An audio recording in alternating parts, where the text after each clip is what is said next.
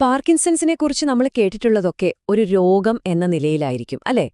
പക്ഷെ എന്തായാലും അതിനെ ഒരു കഥയായി കണ്ടാലോ? അതിശയകരമായ ഒരു പുതിയ വഴിത്തിരിവുള്ള ഒരു കഥ. ഇന്ന് നമ്മൾ ആ കഥയുടെ ചുരുളഴിക്കാൻ പോവുകയാണ്. പാർക്കിൻസൺസ് തലച്ചോറുമായി ബന്ധപ്പെട്ടതാണെന്ന് നമുക്കെല്ലാവർക്കും അറിയാം. പക്ഷേ അതിന്റെ തുടക്കം, ആ കഥയുടെ തുടക്കം തലച്ചോറിലല്ലെങ്കിലോ?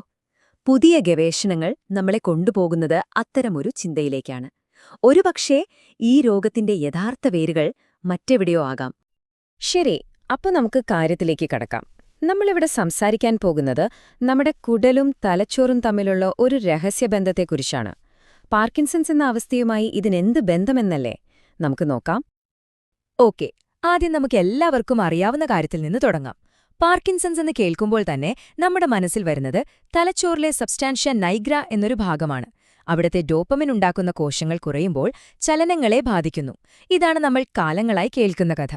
പക്ഷെ അതുകൊണ്ട് മാത്രം ഈ ചിത്രം പൂർണ്ണമാകുമോ? ഇവിടെയാണ് ഗട്ട് ഡിസ്ബയോസിസ് എന്ന വാക്കിന് പ്രാധാന്യം വരുന്നത്. പേരുകേട്ട് പേടിക്കേണ്ട, സംഗതി സിമ്പിളാണ്. നമ്മുടെ കുടലിൽ കോടിക്കണക്കിന് ബാക്ടീരിയകളുണ്ട്, നല്ലതും ചീത്തയുമുണ്ട്. ഇവ തമ്മിലുള്ളൊരു ബാലൻസ് തെറ്റുമ്പോഴുള്ള അവസ്ഥയാണ് ഗട്ട് ഡിസ്ബയോസിസ്. നമ്മുടെ ഈ പുതിയ കഥയിലെ ഒരു പ്രധാന കഥാപാത്രം ഒരുപക്ഷേ ഇതായിരിക്കാം. ദേ, ഇതൊന്നു നോക്കൂ. പാർക്കിൻസൺസ് ഉള്ളവരുടെ കുടലിൽ പ്രിവോട്ടെല്ല പോലെയുള്ള ഉപകാരികളായ ബാക്ടീരിയകൾ കുറവാണെന്ന് കാണാം. അതേസമയം എൻറ്ററോബാക്ടീരിയേസി പോലുള്ള പ്രശ്നക്കാർ കൂടുതലുമാണ്. ഇത് വെറുമൊരു യാദൃച്ഛികതയായി കാണാൻ പറ്റില്ല. ഇതിനു പിന്നിൽ വ്യക്തമായ എന്തോ ഒരു കാര്യമുണ്ട്. അപ്പോ അടുത്ത ചോദ്യം ഇതാണ്: കുടലിലെ ഈ പ്രശ്നം എങ്ങനെ തലച്ചോറിലെത്തുന്നു? അതിനൊരു വഴിയുണ്ട്. ആൽഫാ-സിന്യൂക്ലിൻ എന്നൊരു പ്രോട്ടീൻ നമ്മുടെ കുടലിൽ രൂപപ്പെടുന്നു.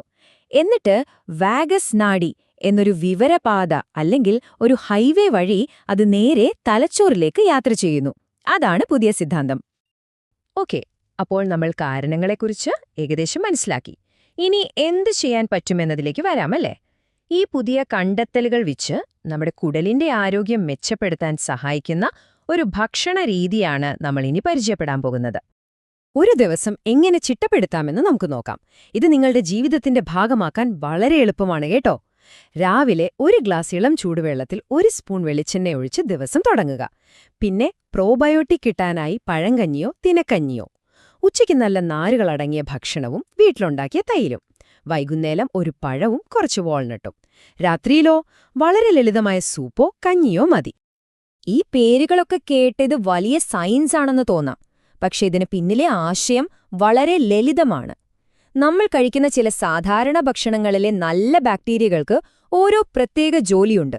ഉദാഹരണത്തിനും നമ്മുടെ ഇഡ്ലി മാവിലുള്ള ഒരു തരം ബാക്ടീരിയ ഡോപ്പമിൻ ഉൽപ്പാദനത്തെ സഹായിക്കും. അതുപോലെ തൈരിലുള്ള മറ്റൊന്ന് കുടലിലെ വീക്കം കുറയ്ക്കാൻ സഹായിക്കും.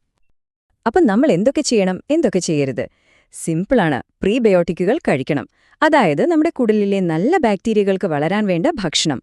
നേന്ത്രപ്പഴം, ഉള്ളി, വെളുത്തുള്ളി, ഉലുവ ഇതൊക്കെ ധാരാളം കഴിക്കുക. അതേസമയം കുടലിന് ദോഷം ചെയ്യുന്ന പഞ്ചസാര, റെഡ് മീറ്റ് പോലുള്ളവ കുറയ്ക്കുക. പിന്നൊരു പ്രധാന കാര്യം, ആന്റിബയോട്ടിക്കുകൾ ആവശ്യമില്ലാതെ കഴിക്കരുത്. അത് നമ്മുടെ നല്ല ബാക്ടീരിയകളെ നശിപ്പിക്കും. ഇനി നമുക്ക് ഭക്ഷണത്തിൽ നിന്നൊന്നു മാറി ശരീരത്തിലേക്ക് ശ്രദ്ധ കൊടുക്കാം. കാരണം കുടലിന്റെ ആരോഗ്യം മാത്രമല്ല പ്രധാനം. ശരിയായ വ്യായാമം ഒരു മരുന്നുപോലെയാണ്. രോഗലക്ഷണങ്ങളെ നിയന്ത്രിക്കുന്നതിൽ ഇതിന് വലിയൊരു പങ്കുണ്ട്. നോക്കൂ, തെരഞ്ഞെടുക്കാൻ എത്രയധികം വ്യായാമങ്ങളുണ്ട്. യോഗ, തൈച്ചി, എന്തിന് നോൺ കോണ്ടാക്ട് ബോക്സിംഗ് വരെ. നിങ്ങൾക്കിഷ്ടമുള്ളതും നിങ്ങളുടെ ശരീരത്തിന് പറ്റുന്നതുമായ ഏതെങ്കിലും ഒന്ന് തിരഞ്ഞെടുക്കാം. എല്ലാ ദിവസവും കുറച്ചുനേരം അതിനായി മാറ്റിവെക്കുക. അതുമതി. സ്ഥിരമായി ചെയ്യുക എന്നതാണ് ഏറ്റവും പ്രധാനം. ഓക്കെ, അപ്പോൾ നമ്മൾ പല കാര്യങ്ങൾ പറഞ്ഞു. മരുന്ന്, ഭക്ഷണം, വ്യായാമം, ഇതെല്ലാം കൂടി എങ്ങനെ ഒരുമിച്ച് കൊണ്ടുപോകാമെന്ന് നോക്കാം. കാരണം ഇതെല്ലാം ചേരുമ്പോഴാണ് ഒരു സമഗ്രമായ പരിചരണ പദ്ധതി രൂപപ്പെടുന്നത്. ഇതിനെ നമുക്ക് 3ആയി തിരിക്കാം. ഒന്നാമത്തതും ഏറ്റവും പ്രധാനപ്പെട്ടതും, നിങ്ങളുടെ ഡോക്ടർ നിർദ്ദേശിക്കുന്ന ചികിത്സകൾ ഒരു കാരണവശാലും മുടക്കരുത്. രണ്ടാമതായി, നമ്മളിപ്പോൾ സംസാരിച്ച കുടലിന്റെ ആരോഗ്യം മെച്ചപ്പെടുത്തുന്ന ഭക്ഷണരീതി തുടങ്ങുക. മൂന്നാമതായി, വ്യായാമവും ധ്യാനവും പോലുള്ള കാര്യങ്ങൾ ജീവിതത്തിന്റെ ഭാഗമാക്കുക. ഓർക്കുക, ഇതൊന്നും ഒന്നിനു പകരമുള്ളതല്ല, എല്ലാം ഒരുമിച്ചു കൊണ്ടുപോകേണ്ടതാണ്. നമ്മൾ ഇതുവരെ സംസാരിച്ച ഈ ആശയത്തെ മുഴുവൻ ഒരൊറ്റ വാചകത്തിൽ ഒതുക്കാം: കുടലിലെ ശാന്തത, മസ്തിഷ്കത്തിലെ സംഗീതം. നമ്മുടെ ദഹനവ്യവസ്ഥ സമാധാനപരമാണെങ്കിൽ അതിന്റെ പ്രതിഫലനം തലച്ചോറിന്റെ പ്രവർത്തനങ്ങളിൽ ഒരു സംഗീതം പോലെ മനോഹരമായിരിക്കും. അപ്പോൾ ഇതിൽ നിന്ന് നമ്മൾ മനസ്സിലാക്കേണ്ട പ്രധാന കാര്യം ഇതാണ്: ഈ അറിവുകളെല്ലാം സ്വയം ശാക്തീകരിക്കാനുള്ള ടൂളുകളാണ്.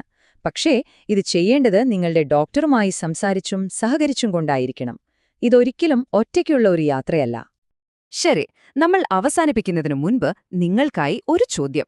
ഇന്ന് നമ്മൾ സംസാരിച്ച കാര്യങ്ങളിൽ നിന്ന് നിങ്ങളുടെ കുടലിന്റെയും മസ്തിഷ്കത്തിന്റെയും ആരോഗ്യം മെച്ചപ്പെടുത്താൻ ഇന്ന് തന്നെ നിങ്ങൾക്ക് തുടങ്ങാൻ കഴിയുന്ന ഒരു ചെറിയ മാറ്റം എന്തായിരിക്കും? ഒരുപക്ഷെ അത് ഒരു ഗ്ലാസ് മോര് കുടിക്കുന്നതോ അല്ലെങ്കിൽ 5 മിനിറ്റ് നടക്കാൻ പോകുന്നതോ ആകാൻ.